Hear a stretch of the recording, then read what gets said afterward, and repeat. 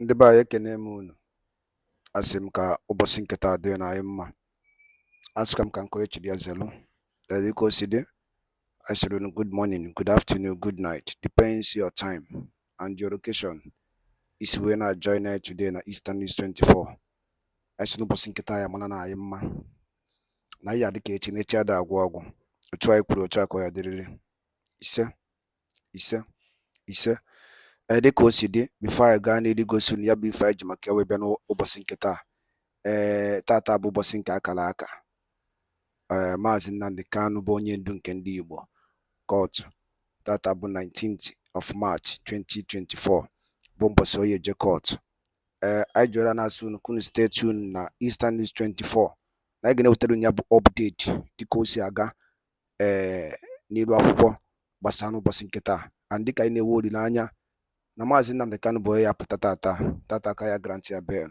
Dịka unu na-eche anyị ka anyị gbapụ na ọsọ igosikwa unu ya bụ morning tea ya ji maka ya wee bịa n'ụbọchị nke taa bụ gbasara maka nwere onwe. Gee ntị ka n'ife Biafra Prime Minister nwere ikwu dịka ị na-ege ya bụ ife na-echekwa anyị maka anyị ga-enye unu update dịka o si aga na Federal High Court Abuja. All right, over to you, sir. We'll be able to have all the counties, many districts, states activated. We've been able to vote and adopted the establishment of the Biafra State Police. We've been able to unveil the Biafra National ID card. We have also kickstarted the Biafra self-referendum. All these things happening simultaneously within just 1 year plus. And not only that, we've also activated and unveiled the Biafra coin. We have been able to also vote on the establishment of Bank of Biafra.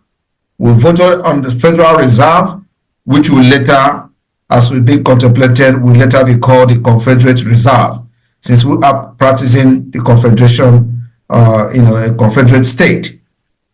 We've been able to achieve all this, making sure that Biafra struggle is not only just a struggle, but the nation becomes reality.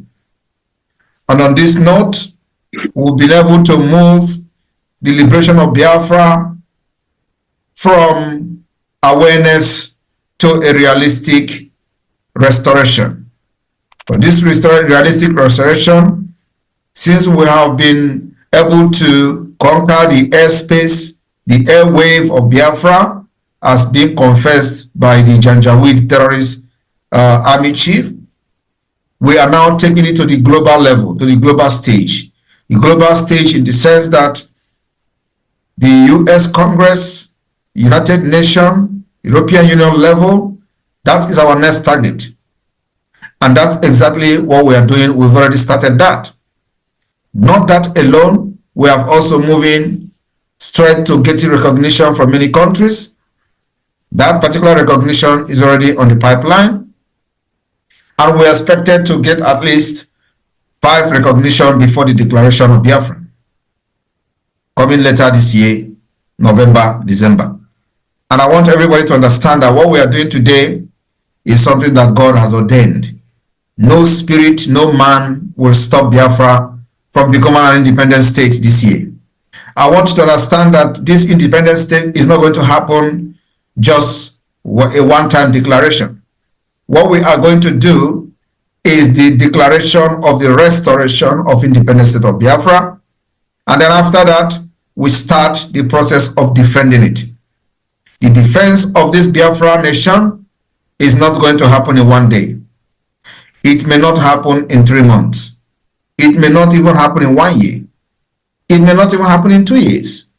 But the process will begin immediately the pronouncement of the declaration of the restoration of Biafra here in Finland, as will be also consented by many delegates coming from all over the world, including some of you from Austria. This particular roadmap and template we have followed, and this has worked for the Biafra government so far. I just want to take your mind a little bit back. how we started where we are today.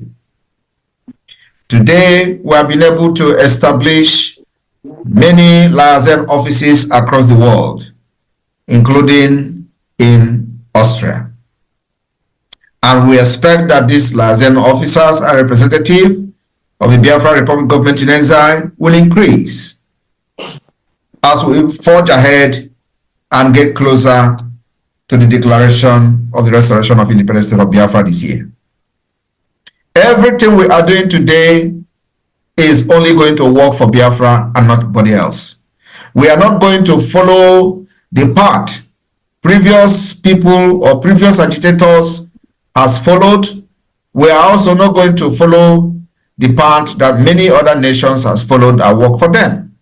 We have identified the roadmap that will work for Biafra, only for Biafra, considering the fact that Nigeria is a very, very dangerous and corrupt state with the complicity and a very dangerous diversity that have made everybody that dare to speak for the people a scapegoat and a target for assassination. We have been able to defeat the fear by embarking on numerous civil disobedience since the kidnap of Mazen Nnamdi Kanu from Kenya. This particular civil disobedience that the Biafra government continue to push in Biafra territory has further shown and confirmed the delegitimization of Nigeria within Biafra land. Today, we are proving to the world, when the time comes, the evidences are there, that Biafra people have lost confidence in anything Nigeria. That Biafra people have chosen only the Biafra Republic government in exile as the only legitimate government that speak for them and fight for their interest. Any negotiation in any level and anywhere that Biafra government is not involved can never stand. You can't negotiate one-sided and expect peace to reign. The only thing that we lay a very good background for lasting peace, if there should be peace at all, must involve the Biafra Republic government in exile on the table. And that only path to peace is considering the fact that Biafra Republic government in exile has organized the ongoing self-referendum. Ratification of this result will go a very long way in restoring peace and order for the good of those who may have business interests in Biafra territory. Ignoring the Biafra Republic government in exile democratic process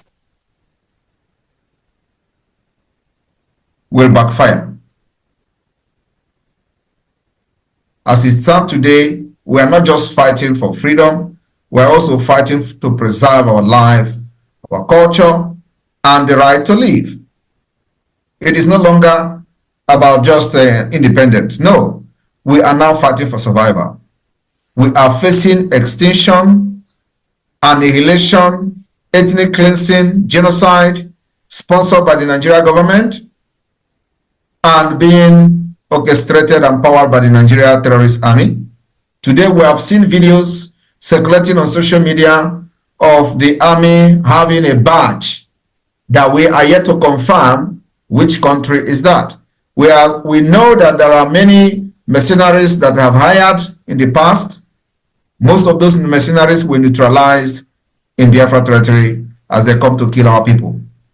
But today, the video that I have seen, which I am still investigating, shows there is a badge that looks like Hamas Palestinian badge, but I believe it may not be a Hamas badge. I believe it's one of those African neighboring countries.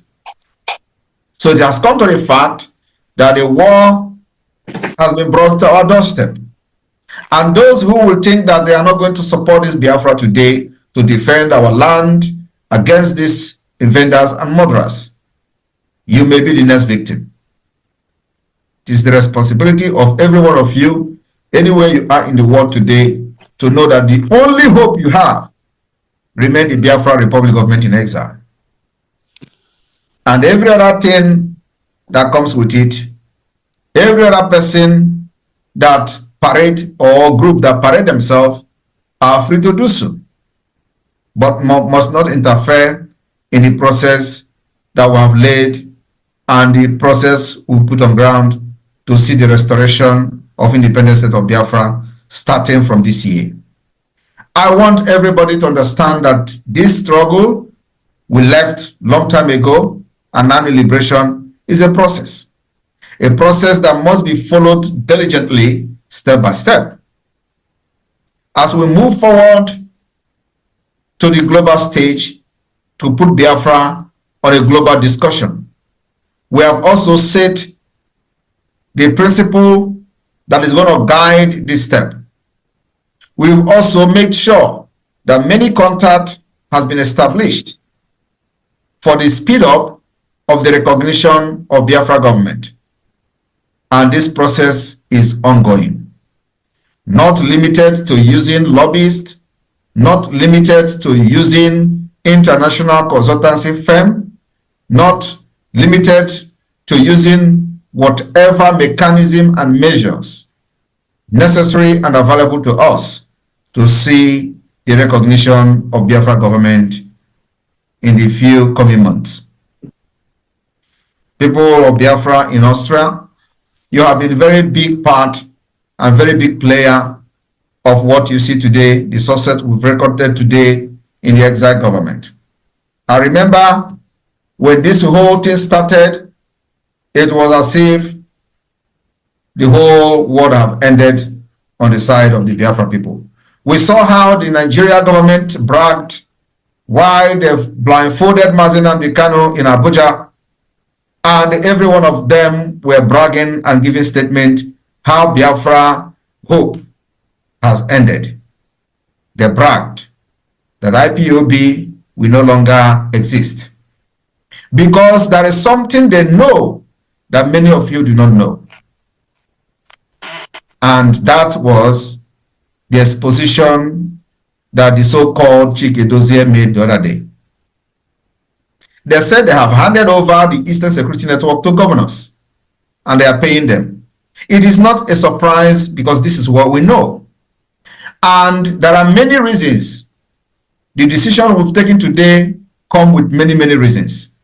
The decision we took to make sure nobody will talk about Eastern Security Network again is something that is deeper than many of you can ever imagine. I remember when the Chief of Staff was sharing a message, a directive from me, that nobody should mention from today, that time, Eastern Security Network, or what we have now is Biafra Liberation Army. Many of these criminals use it to do propaganda. They say, you see it, they thought they have destroyed IPOB. Now, what Mazi Nnamdi Kanu set up, they want to destroy it. These are the people who, for the past 3 years, never talked anything about Eastern Security Network because they believe they succeeded in selling these young men to the governors in return for monetary compensation. And they never mentioned them. From year 1, year 2, everything was gone. All they did was to continue to expose the locations and camps of those they believe they knew who have turned against them when they know that these people have sold out. They did everything to, blackmail them and expose their location for them to be slaughtered like they slaughtered many people. They did not succeed. After 2.5 years, they came back again to tell you that is Eastern Security Network. Before then, we've already seen what many of you did not see. One, the reason why Eastern Security Network remain banned today is because they have sold out and have given them to the Nigeria government. And for that reason, we will never allow them, that name, to be mentioned until Mazi Nnamdi Kanu comes out. Two, is that for the fact that they are using the Eastern Security Network as a name to commit all manner of crimes and atrocities against our people, against their own colleagues, whom they trained together, died together, took oath together to preserve and defend our land. We see it as a sabotage of Mazi Nnamdi Kanu, because what they do is to use their name to commit crimes in order to put those crimes on the name of Mazi Nnamdi Kanu as somebody who founded the founder of the Eastern Security Network. 3, because of the current situation of the justice system in Nigeria, where elephants can fly, we decided that anything that has to do with Eastern Security Network should be abolished, to make sure nobody is using in the name of Mazi Nnamdi Kanu created it to carry out the liberation of Biafra. Today we have done that, and what we have today is what we call the Biafra Liberation Army. So whatever that is going on with the Biafra Liberation Army and the terrorist state police or state-sponsored uniformed men in Biafra land has nothing to do with Mazi Nnamdi Kanu. But you see, the criminals continue to drag Eastern Security Network and IPOB to it. Why we continue to do clarification that the Biafra government has unveiled the Biafra forces, defense forces, which have taken responsibility in making sure that those who come to kill our women and children, like the young man usually do, will not live to tell the story. Every day, they continue to tell these people to use Eastern Security Network.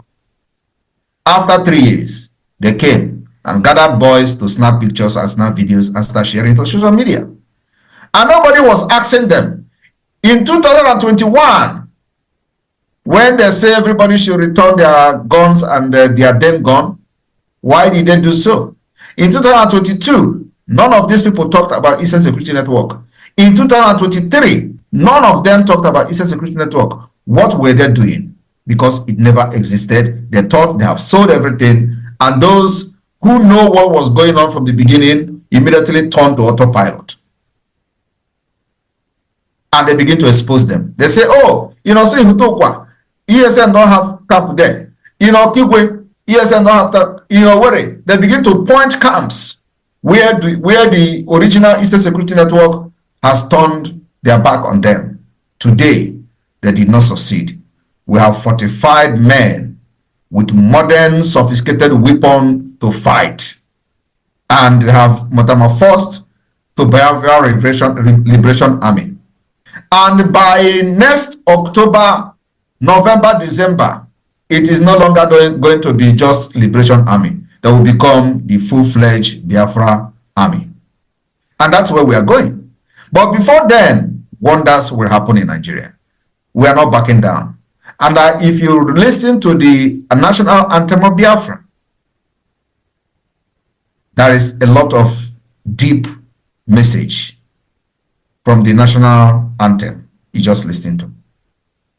And like I said, this gun that we are picking up to defend our land can never ever go down until Biafra is defended and become an independent state.